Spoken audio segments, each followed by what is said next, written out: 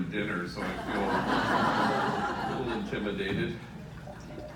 I'm honored to speak at this event. It's as old as I am, and I know my parents were very much supporters of this organization, along with the mission doctors. Some of you are doctors here. It's a privilege of my life for 30 years to have worked with gang members, and they have altered my heart and changed my life. And the day won't ever come when I have more courage, or I am more noble, or I'm closer to God than the thousands and thousands of men and women I've been privileged to know and have them shape me. People like Luis Perez, who was a homie, kind of a shot caller from his gang, heroin addict, tattooed, been to prison. He ran our organization along with a bunch of other homies for about 10 years. And he was also a really good speaker. In fact, he started to be quite in demand. High schools would ask for him by name, and he inhabited that role and liked it very much. He and I went out to dinner, and he was giving me tips on how to speak publicly. And he said, you gotta pepper your talk with self-defecating humor. And I said, yeah, no shit. That is some good advice there. So brace yourselves. There's a vision that brings you out here to Ruinarias on a Saturday night. And that is a longing to want the world to look differently than it currently looks. And so we want to imagine something different. We want to imagine a community of kinship such that God, in fact, might recognize it. We want to imagine with God a circle of compassion, and then imagine nobody standing outside that circle. We want to dismantle the barriers that exclude. What Martin Luther King says about church could well be said about our dinner tonight and our gathering. It's not the place you've come to, it's the place you go from. And we go from here, and we want to go to the margins, as Pope Francis invites us, to stand with the poor and the powerless and the voiceless at the margins. For indeed, the only way to erase the margins is to stand out at them. And you stand with those whose dignity has been denied, and you stand with those whose burdens are more than they can bear. And every once in a while, you have this exquisite experience to be able to stand with the easily despised, the readily left out, to stand with the demonized so that the demonizing will stop, and to stand with the disposable so that the day will come when we stop throwing people away. And we imagine a kinship that we don't currently enjoy, because no kinship, no peace. No kinship, no justice. No kinship, no equality. In fact, I suspect if kinship happened to be our goal, we would no longer be promoting justice. We would be celebrating it. And so we go to the margins, and lay mission helpers, that's where they go. It's not just sort of a foreign, missionary, faraway thing. It's about going to the margins. And you brace yourselves when you go to the margins, because people will accuse you of wasting your time. But the prophet Jeremiah writes, in this place of which you say it is a waste, there will be heard again the voice of mirth and the voice of gladness, the voices of those who sing. You go to the margins, and other voices get heard. I don't think any of that makes sense unless there's a notion of God that's expansive and spacious. I had a spiritual director tell me years ago, we need a better God than the one we have. He was a Jesuit. But I know exactly what he means. We sort of settle for a partial, puny God, a lesser God. Yeah, a more realistic God. And we don't want to settle. Meister Eckhart, the theologian and mystic who died in 1328 or something, said once, It is a lie, any talk of God that doesn't comfort you. Well, we don't fully believe that. St. Ignatius of Loyola always talks about the God who's always greater. So somehow you can't go to the margins unless you're anchored in love and utterly convinced of your unshakable goodness, but above all, you're absolutely tethered to the God who loves you without measure and without regret. A spacious, expansive, wildly inclusive God. So the homies have taught me about that God, and they teach me a lot of things, a lot of times by way of kind of a charming mangling of the English language. I had a homegirl named Lisa, tough cookie, who'd been to prison, and she was one of our trainees, and so at the end of the day she wanted to introduce her man to me, so she brings him in and he came to pick her up, and she says, "This is my sufficient other." I said, "No doubt." You know, Homeway's quite large at this point. We're a $22 million annual operation. It's nice to have a CEO, Tom Volso, who kind of runs the place, and I don't have to worry as much about meeting payroll. He does. And I had a homeboy come in and see me early in the morning, and he said, "Damn, gee, my lady, she is in a bad mood today." And I said, "Really, why?" "Well, you know, she was beginning her administration period." I said, "Well, I just finished mine, so kind of know what she's going through."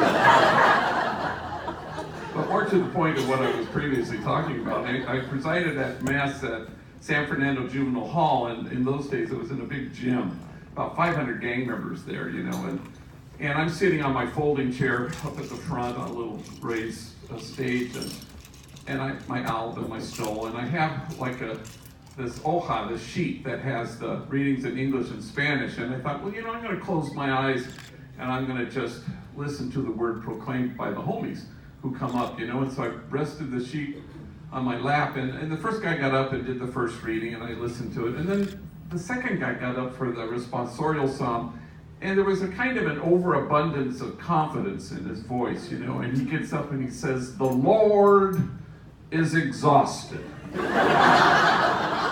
And I said, "What the hell?" And it was, "The Lord is exalted." And I remember thinking at the time, wow, that's way better. You know, if you think about it, you know, the sort of exhausted God is this generous, extensive, other-centered God. It's a God who says, "No, it's not about me. It's about you." That is a better God than the one we have. The exalted God is really the God that we've created in our own image. Because everyone in this room and outside of it, let's face it, if we were God, we would want to be exalted. We would want people, every knee to bend and every tongue to wag. And it's like, yeah, God is always greater than that notion, than the God that is created in our own image. Anne Lamott, my friend, says, you know you've created God in your own image when God hates the same people you do. And we want to move beyond that, you know. A handful of months ago, I buried my 94-year-old mother, and she, had 8 kids, and I buried my father about 25 years ago, and she wasn't one bit afraid of dying. Not at all. In fact, she was kind of oddly exhilarated by the prospect of it. In fact, she said to me some days before she died, she says, "I've never done this before." Which is something you might say just before skydiving. In fact, her last words to me, I was sitting by her bedside the day before she died, and she woke up and she saw me and she said, "Oh, for crying out loud." And she went back to sleep. Well, she was pissed she was still alive.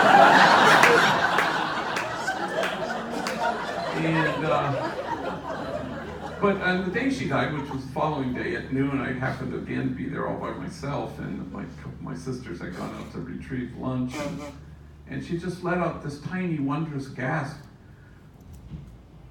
Skydiving. And no one in earshot of the sound could ever fear death again. But I mentioned all that to tell you this, that in the last weeks of her life, it'd be 2 or 3 or 8 of her kids standing around her bed, and she'd wake up and she'd focus on one of us, and she'd say with breathless delight, "You're here. You're here." And after I buried her, I recognized that that is the singular agenda item of God. To look at you with breathless delight and say, "You're here. You're here." And then you notice the notice of God. You receive this tender glance, and you have no choice after that, once you receive it, but to go into the world and be that tender glance of God in the world. Behold the one beholding you and smiling. That's what we're invited to do. This dinner is not the place you've come to, it's the place you go from, to be that tender glance of God in the world. Chad, when he invited me, said I should say something about having been a missionary. I don't really feel like a missionary. I was in Bolivia for a time, and one of the great privileges of my life was bumping into the great and holy Joe Sartoris there. We were ships passing in the night at the Marino Institute. It was where all these gringos tried to learn Spanish. It was called the Instituto de Idiomas, but we all called it Instituto de Idiotas. That's sort of how we felt. But I was just ordained, and I was there, and I hardly spoke any Spanish, but I struggled, and I was working in this community called Temporal as every weekend and during the week as well, and I got invited by a bunch of health workers to go up to this high mountain called Tirani, and it was where the flower growers, campesinos, lived, and they were all Quechua Indians, and I would watch them come down the hill like beasts of burden with their backs heavily laden with these gorgeous flowers that they would harvest and taking it to the marketplace. And so the health workers, I met them, and they said, "Hey, can you come say a mass?" We haven't had a mass up on the mountaintop forever, and you don't have to worry about preaching because we'll preach in Quechua. You just have to do the mass part. I said, "Sure." Seemed like an adventure, and so I hop in the back of a truck, and I have my backpack, and as we're going up this rocky, high, steep road, I do an inventory of my backpack, and I kind of checklist Al stole and bread and wine and all the stuff. I had forgotten the book. And at that point, I couldn't wing it in English, and I was just a new booty priest, and so I didn't want to have a big flop sweat, and I'm going, "Oh my God, what am I going to do? I don't have a book, a missalette or anything." So I had a Bible, and then I was just going through the Bible, finding anything that had Jesus and bread and wine, and I was underlining and dog-earing it, and it was just the worst. I was Marcel lifting the bread. And a lot of gestures, and I was just terrible. And so it was just like the worst experience of my life. And then afterwards, a health worker came and said, "This woman hasn't been to confession in like 50 years or something." So I know how to do that. I've memorized all the absolution and stuff. And well, she's rapid fire hose Quechua.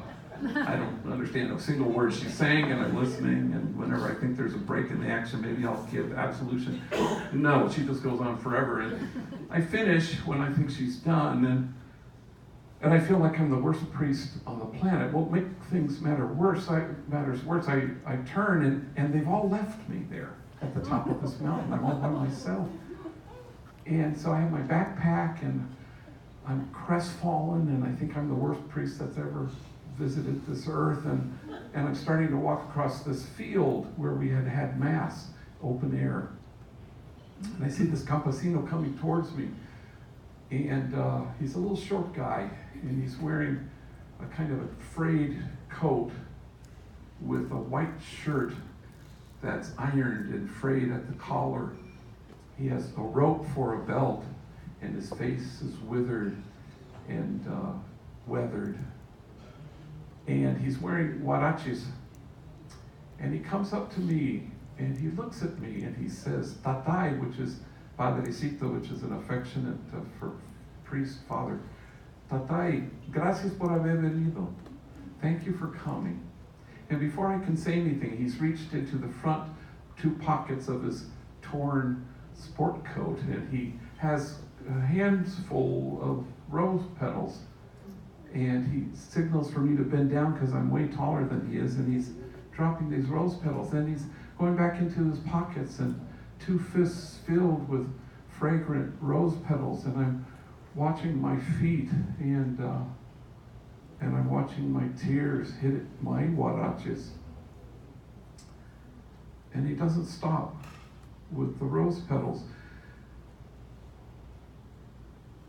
And I went to that community many times during the time I was in Bolivia, and I never saw that guy again. I saw everybody else, but not him. The original covenantal relationship with God goes like this. As I have loved you, so must you have a special preferential care and love for the widow, orphan, and the stranger.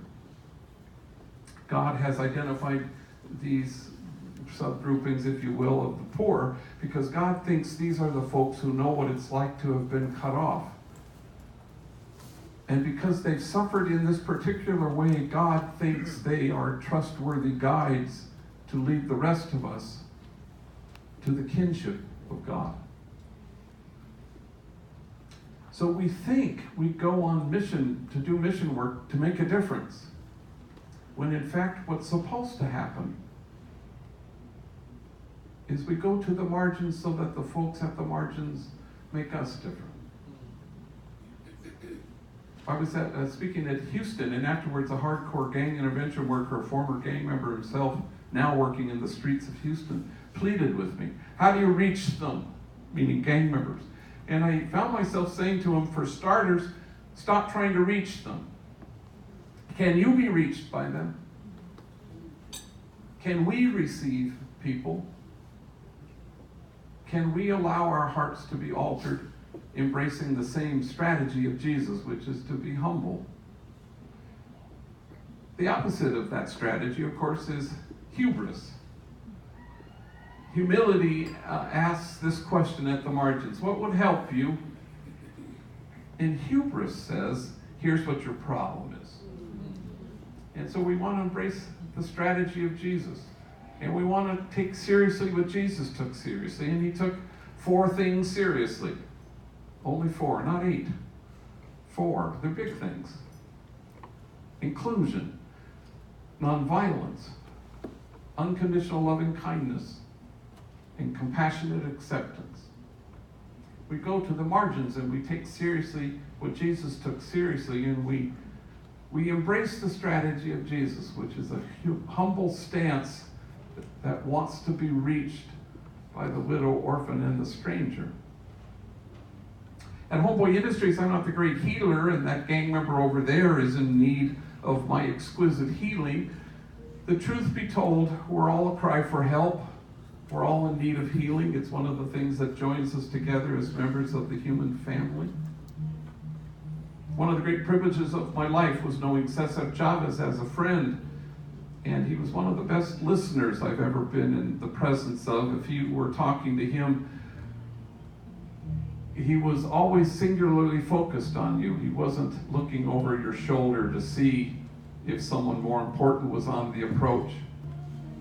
He was the tender glance of God. But once famously, a reporter had commented to him and said, "Wow, these farm workers, they sure love you." And Cesar just shrugged and smiled and said, "The feeling's mutual," which of course is the goal. Service is great, and this is what this organization celebrates.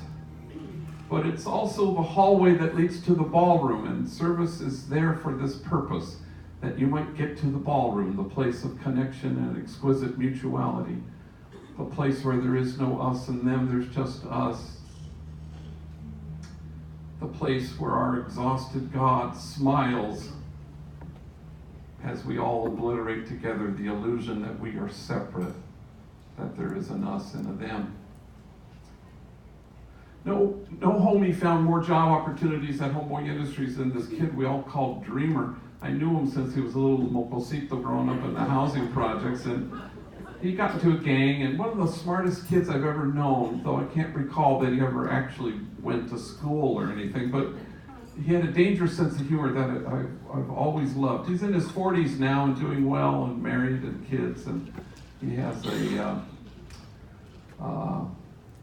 really good job. But in his early 20s, he was kind of a yo-yo, in and out of being locked up, and I'd find him a job, endless jobs in the private sector or with one of our 9 social enterprises, and he'd always gravitate back to vague criminality, usually something involving drugs, the sale of or the use of, and then he'd wander back to me, and this was a very repetitious and frustrating pattern of his. And so this one time he finished a 4-month stretch of probation violation at county jail, and there he is sitting in front of my desk, and he says what gang members often say, "This time it'll be different." I go, well, all right. So with him sitting there, I call a friend of mine named Gary, who runs a vending machine company in Alhambra, California, and Gary had hired homies a lot over the last couple of years, and so I'm hoping against hope maybe he'll do it again. And sure enough, Gary says, "You tell that guy he can start tomorrow." That's a holy man right there. So Dreamer begins work at the vending machine company. Well, 2 weeks later, there he is again in front of my desk. I couldn't believe my eyeballs. I said, "Híjole Madre Santa." Here we go all over again. But this time he reaches into his pocket and he pulls out his very first paycheck and he waves it proudly and he says, "Damn, gee, this paycheck makes me feel proper." I mean, my mom, she's proud of me, and my kids, they're not ashamed of me. And you know who I have to thank for this job. And I said, "Well, gosh, who?" And he looked at me strangely and he said, "Well, God, of course." I said, "Oh, that's right, that would be God." You thought I was going to say you. I said, "No, God's number one." He said, "You are so lucky we're not living in the Genesis days." I'm sorry, the Genesis days? Yeah, because God would have had struck down your ass already by now. Well, I guess he told me, and with the two of us, we just fell out of our chairs, howling with laughter. And I defy you to exactly identify who's the service provider and who's the service recipient. It's mutual. All of us are called to be enlightened witnesses, people who through your kindness and tenderness and focused, attentive love return people to themselves. Every Buddhist text begins, it seems anyway, with these very sweet words. "O nobly born, remember who you really are." And so you go to the margins and you don't hold the bar up and ask people to measure up. This is a thing we're kind of allergic to at Homeboy Industries, because our exhausted God never measures up, asks us to measure up. It just, you hold the mirror up and you tell people the truth, that they are exactly what God had in mind when God made them. And then you watch folks at the margins as they become that truth, how they inhabit that truth. And everybody inhabits their own nobility in this exquisitely mutual moment of tenderness. But at Homeboy, we know that you have to reach in and you have to dismantle the messages of shame and disgrace that get in the way, that keep people from seeing their truth.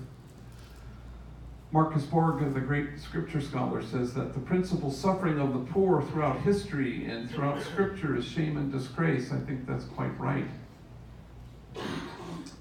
And so you go to the widow, orphan, and the stranger, and you allow yourself to be reached. And in the process, everybody's inhabiting what you need to inhabit, a mutual nobility and dignity.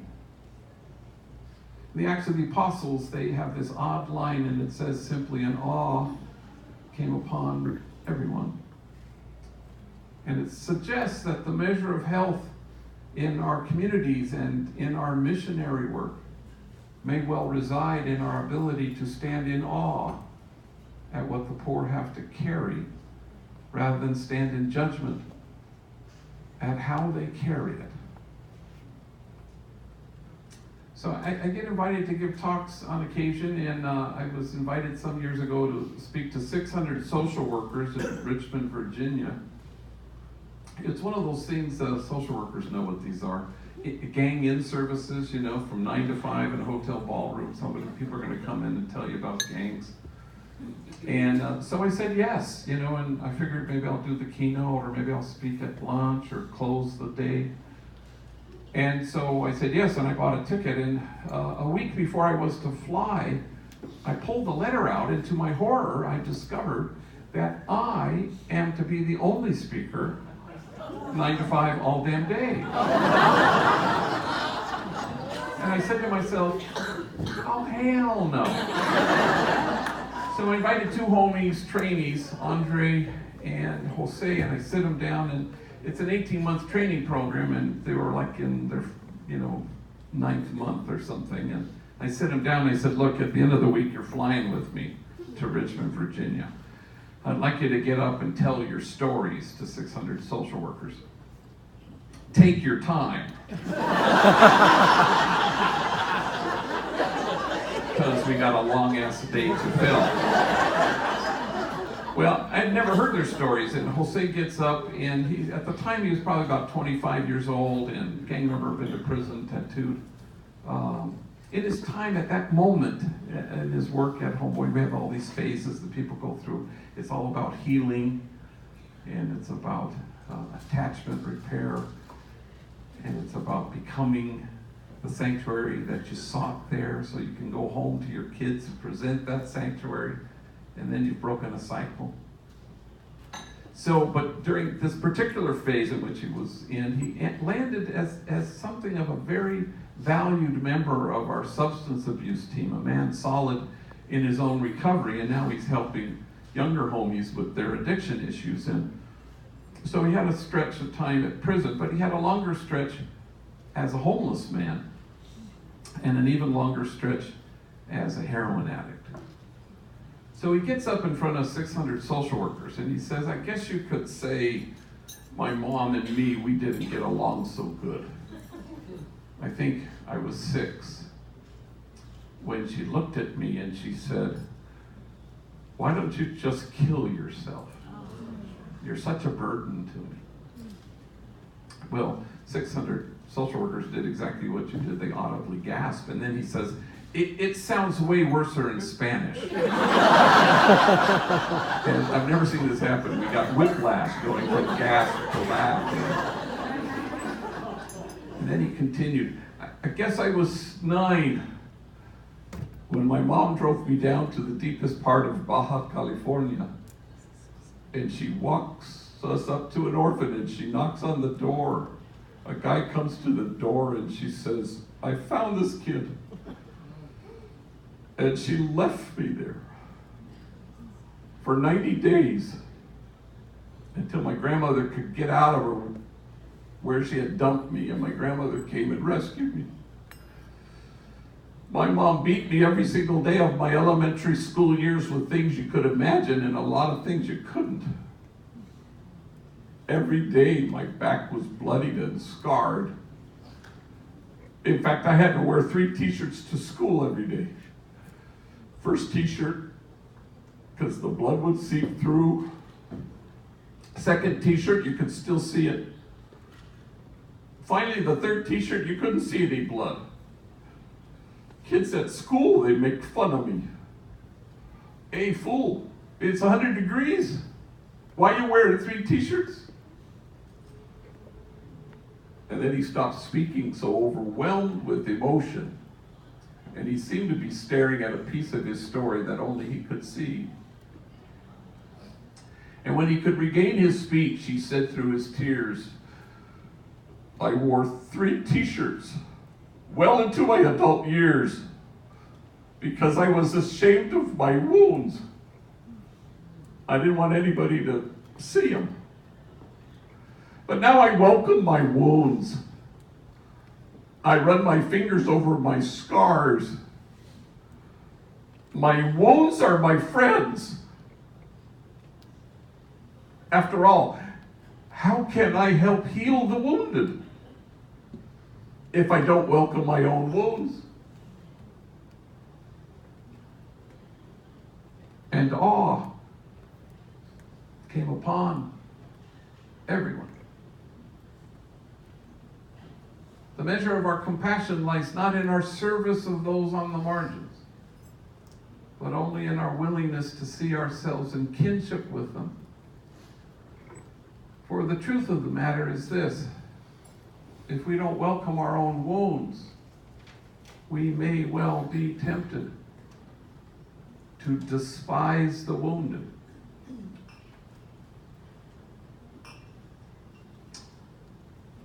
Once I was being interviewed on the Christian Broadcasting Network, and the lady was asking me what Homeboy Industries is about, and I said, well, we're the largest gang intervention rehab reentry program on the planet Earth. 15,000 folks a year walk through the doors.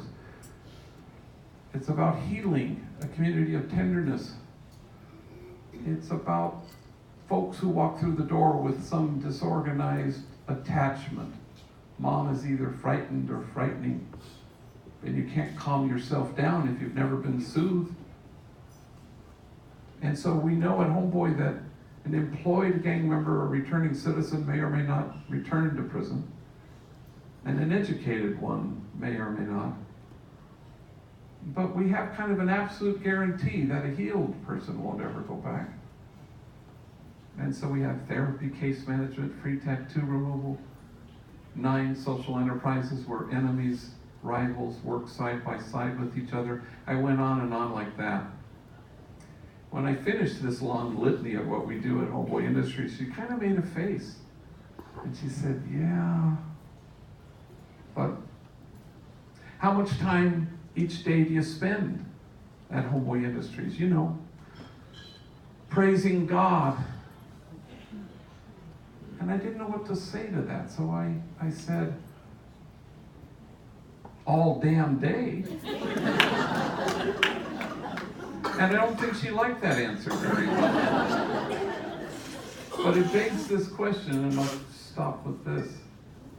What kind of praise does our exhausted God have any interest in? So it occurs to universities sometimes to force their students to read my books against their will. I'm not complaining. But Gonzaga University, my alma mater in Spokane, forced the incoming freshmen to read Tattoos on the Heart. So they said, would you come up and speak? We're gonna have a big Tuesday night, huge venue, 1,000 people. And I said, sure. And they said, could you bring 2 homies with you? And I do if people pay for it, you know. And so, and I always pick homies the same way. I always pick rivals, enemies among our trainees, guys who used to shoot at each other, just to force them to share a hotel room, just to mess with them, you know. And I always pick homies who have never flown before, just for the thrill of seeing gang members panicked in the sky. Not all that long ago, I had 2 older vatos who worked at Homeboy, and we were flying to Washington, D.C., and one of them, dead serious, said to me, hey, gee, are we flying Virgin Airlines because it's our first time? I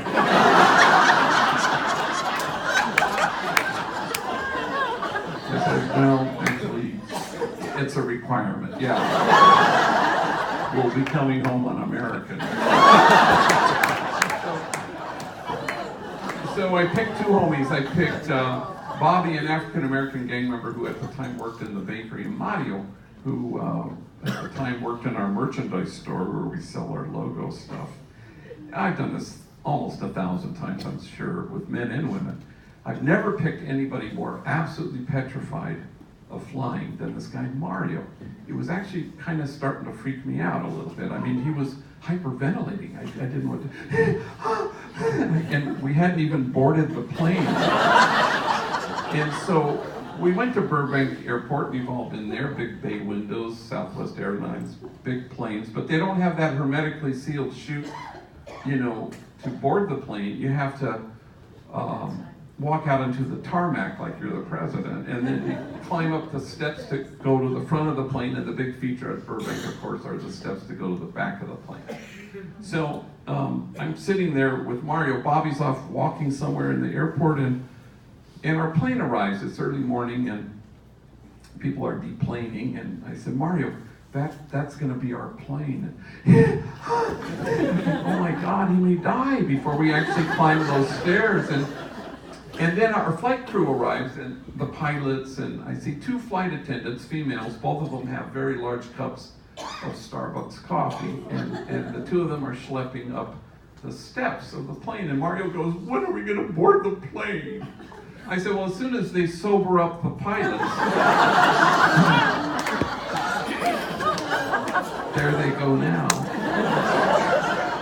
Perhaps I shouldn't have said that. So, I should tell you that in our 30-year history of Homeboy Industries and our existence of 30 years, Mario's the most tattooed individual who's ever worked there, which is, trust me, saying a lot. He's all sleeved out, covered in tattoos, neck blackened with the name of his gang, head shaved, covered with tattoos, forehead, cheeks, chin, eyelids that say the end, so that when he's lying in his coffin, there's no doubt to anybody. And I had never been in public with him, and so I'm walking him to calm him down, and people in the airport are kind of like this, and mothers are clutching their kids a little more closely. I'm going, wow, isn't that interesting? Because if you go to Homeboy on Tuesday, because we're closed on Monday, ask anybody there of our 500 workers, anybody, who's the kindest, most gentle soul who works here. They won't say me. They'll think for a half a second and they'll go, Mario. Mario sells baked goods over the counter at our cafe. Mario is proof that only the soul that ventilates the world with tenderness has any chance of changing the world. So we get to Gonzaga, and Tuesday night's the big talk. What they don't tell you is that they have 93 other talks planned for you in the course of Tuesday. It's this class, this lunch, this meeting, this class, all damn day. And it's like, so I tell Mario and Bobby, I'm not going to speak at any of these. I'm going to sit in the back of the classroom. You guys get up and tell your stories. And they were really petrified, especially Mario. But they did a good job. Stories of terror and torture and violence and abuse of every imaginable kind. And honest to God, if their stories had been flames, you'd have to keep your distance. Otherwise, you'd get scorched. I would not have survived a single day of either of their childhoods. So we get to the Tuesday night packed standing room, only 1,000 people, and I convinced them to get up before me and each do 7 minutes, kind of a snapshot of their life, so I can include them in the question and answer afterwards. And they're quite petrified, especially Mario. But they do a good job. I get up and do my thing, and then I invite them to stand on either side of me, and I open it up for questions. Yes, ma'am. And a woman stands and she says, yeah, I got a question. It's for Mario. First question out the gates for Mario. Well, he's this tall, skinny drink of water, and he's just terrified. And he grabs the microphone. Yes? And she said, well, you say you're a father and you have a son and a daughter. They're about to enter their teenage years. What wisdom do you impart to them? What advice do you give them? And Mario clutches the microphone and he closes his eyes, and I can feel like he's just starting to tremble, and he's getting a friggin' hernia trying to come up with whatever the hell he's gonna say, when suddenly he blurts out, as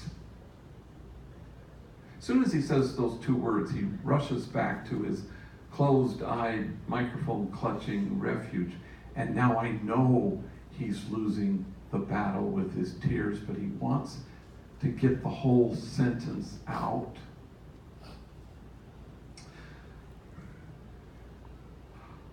I just don't want my kids to turn out to be like me. And there's silence until the woman who asked the question stands. Now it's her turn to cry. Why wouldn't you want your kids to turn out to be like you? You are loving, you are kind, you are gentle, you are wise. I hope your kids turn out to be like you. And 1,000 total perfect strangers stand. And they will not stop clapping. And all Mario can do is hold his face in his hands, so overwhelmed that this room full of strangers had returned him to himself. And let there be no doubting that everyone standing was returned to themselves, which shouldn't surprise us because it's mutual.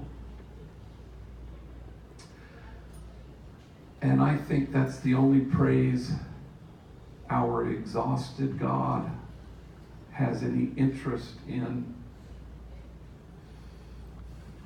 You go to the margins and you allow yourselves to be reached by the widow, orphan, and the stranger. You go to the margins and imagine a circle of compassion, and then imagine nobody standing outside of it.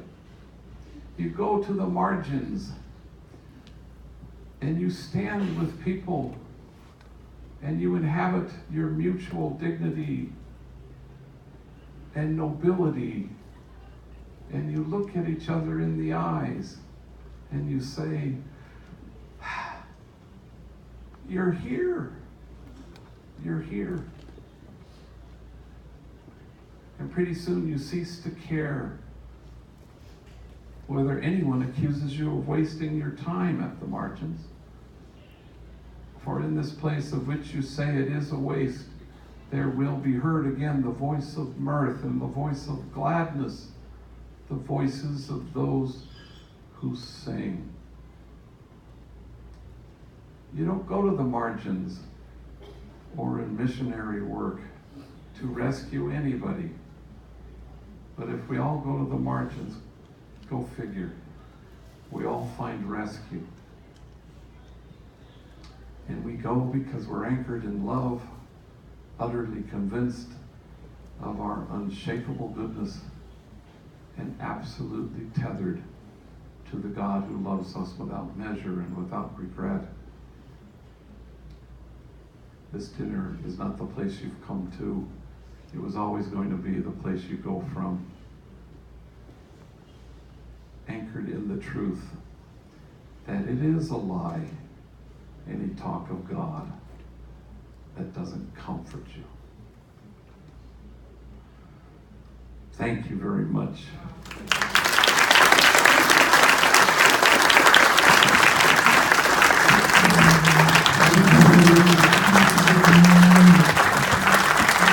Thank you.